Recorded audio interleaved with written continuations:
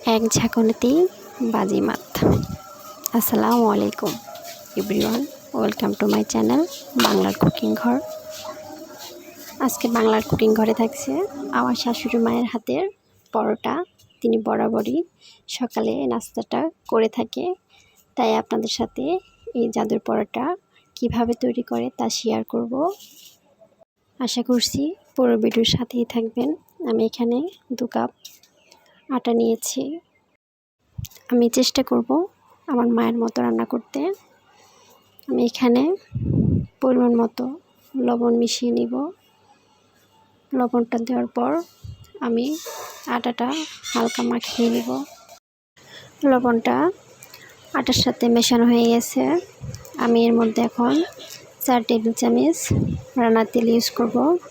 এখানে অনেকেই বাটার কিংবা ঘি ইউজ করে, আজকে আমি এখানে সয়াবিন তেল ইউজ করব।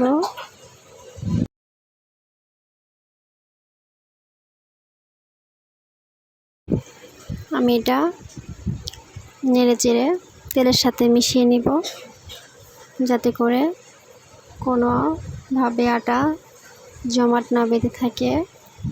ট্রাই করবেন আটার সাথে তেলটা মিশিয়ে নিতে।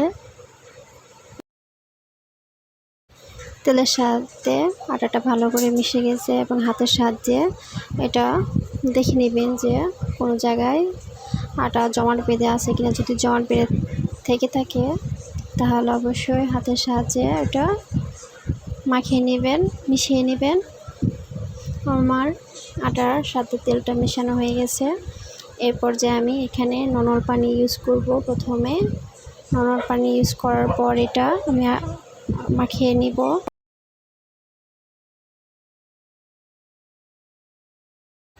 আটার কাইটা আমি এমনভাবে তৈরি করব, এটা তেমন শক্ত হবে না আবার নরমও হবে না। আমি এখানে হালকা কুসুম গরম পানি ইউজ করব। কুসুম গরম পানি ইউজ করলে আটাটা সফট হবে। আমি এখানে পরিমাণ মতো কুসুম গরম পানি দিয়ে এটা আমি মাখিয়ে নিব।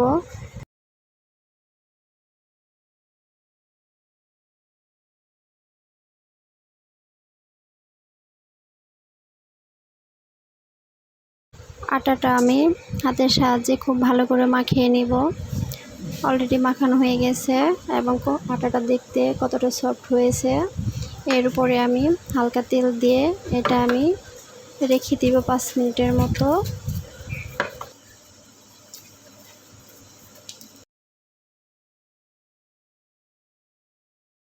আটার কাইটা যত হাত দিয়ে মাখাবেন এটা তত সফট হবে এবং পরোটাও তত সফট হবে, কাঞ্চি হবে এবং খেতেও খুব ভালো লাগবে। দেখুন আমার আটাটা কতটা নরম হয়েছে। এটা আমি এখন রেখে দিব। অন্যদিকে আমি যে বুটের ডালটা রান্না করব সেটা শেয়ার করব।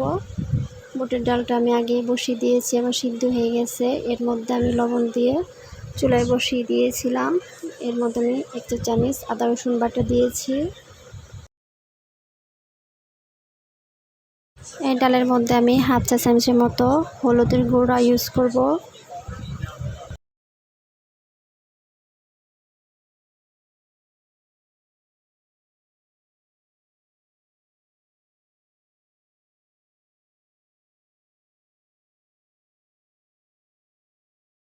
আমি চুলায় একটি প্যান বসিয়ে দিয়েছি। এর মধ্যে আমি পরিমাণ মতো তেল দিয়েছি 3টা শুকনো মরিচ। শুকনো মরিচটি ভেজে নিব। এর মধ্যে আমি 5-6টা রসুনের কোয়া দিয়েছি আর দিয়েছি 1/2 কাপের মতো পেঁয়াজ কুচি। আমি এখানে 2টা তেজপাতা আর 1টি দারচিনি দিয়েছি ফোড়ন দেওয়ার জন্য। এখানে আমি 1/2 চা চামচের মতো পাঁচফোড়ন ইউজ করব। পাঁচফোড়ন ইউজ করলে ডালটা খেতেও অনেক সুস্বাদু হয় এবং ফ্লেভারটাও দারুণ হয়।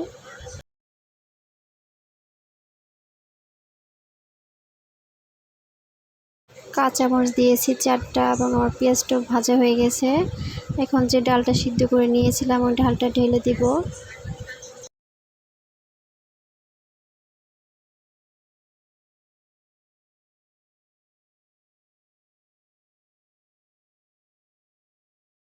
পরোটার সাথে বুটের ডাল খেতে কে কে ভালোবাসেন অবশ্যই কমেন্ট বক্সে জানাবেন।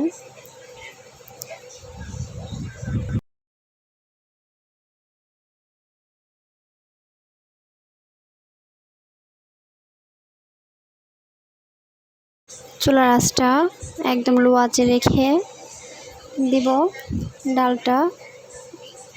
এ পর্যায়ে চুলায় থাকবে। অন্যদিকে আমি যে পরোটার কাইটা করে রেখেছি পরোটা বানাবো।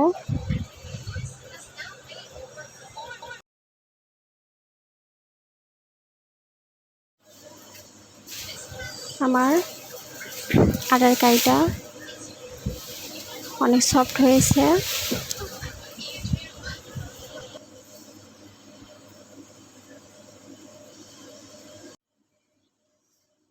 এখন সবগুলি পরোটা আমি বানিয়ে নেব।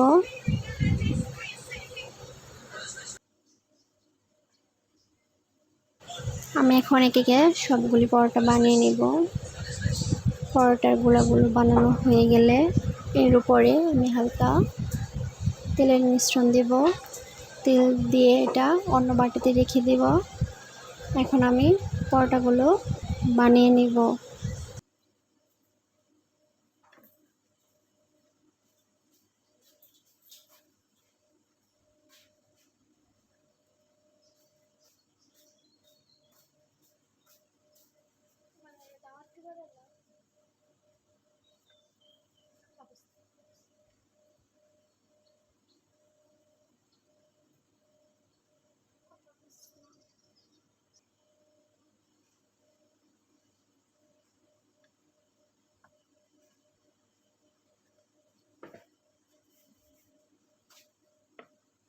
আমি এখন একে সবগুলো রুটি বানিয়ে নেব। রুটিগুলো আমি এমনভাবে বানাবো যাতে করে এগুলো তেমন মোটাও হবে না তেমন পাতলাও হবে না।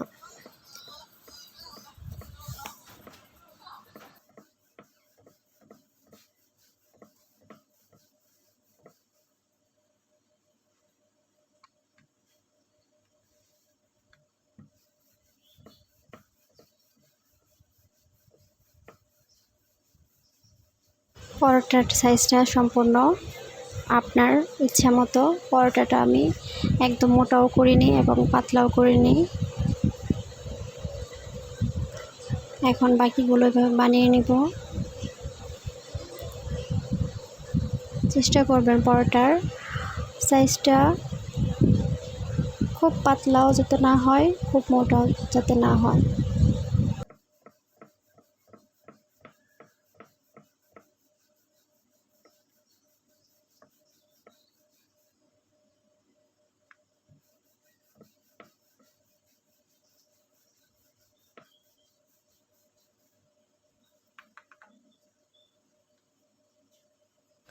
রুটিটা আমি তেমন মোটাও করিনি পাতলাও করিনি। এক্ষেত্রে রুটিটা যদি ভাজেন তাহলে এর ভিতরটাও সুন্দর ভাজা হয়ে যায়। আপনারা চাইলে একটু পরোটার সাইজটা বড় কিংবা সামান্য একটু ভারীও করে নিতে পারেন। এটা সম্পূর্ণ আপনাদের ইচ্ছা।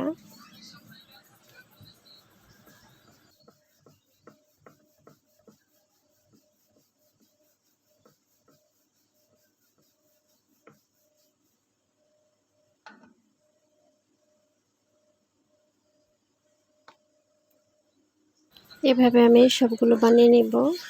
এখন হচ্ছে ভাজার পালা। আমি চুলায় একটি প্যান বসিয়ে দিয়েছি রুটিটি ভাজার জন্য। রুটিটা প্রথমে এপিঠ আর ওপিঠ হালকা ভেজে নেব। হালকা ভাজা হয়ে গেলে দেন আমি এর মধ্যে তেলটা ইউজ করব। এতে করে পরোটার ভিতরেও সুন্দর ভাজা হয়ে যায়।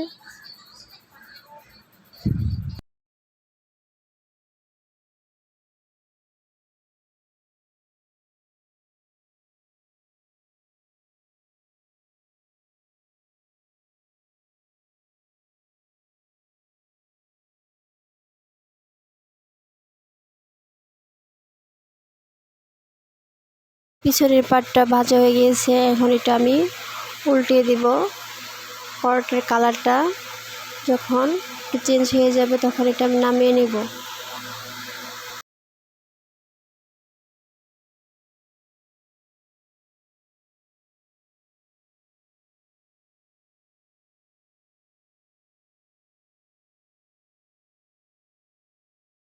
ভিডিওর টাইটেলে আমি বলেছিলাম যে এক ঝাঁকুনিতেই বাজিমাত।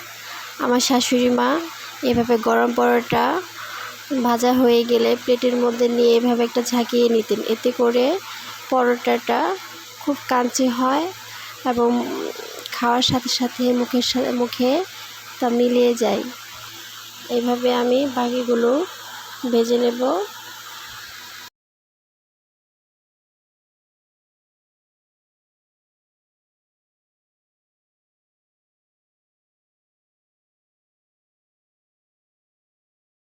রুটিটার নিচের পার্ট এবং উপরের পার্টটা আমি হালকা ভেজে নিয়েছি। এখন আমি তেলটা ইউজ করব।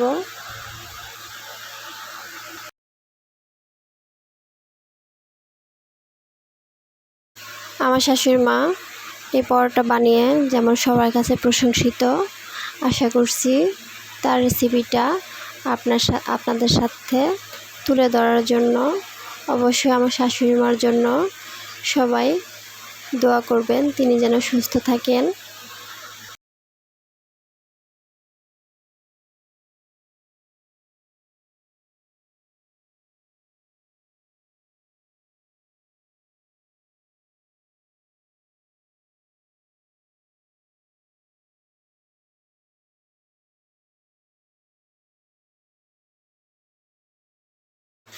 খুব সহজেই তৈরি হয়ে গেল আমার মায়ের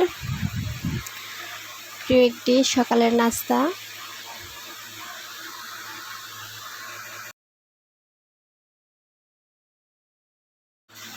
আমি এখানে কয়েকটা পেঁয়াজ কেটে নিয়েছি, হালকা করে কেটে নিয়েছি, কাঁচামরিচ নিয়েছি ডিম পোচ, আর নিয়েছি বুটের ডাল। আজকে সকালের একটি পারফেক্ট নাস্তা তৈরি হয়ে গেল।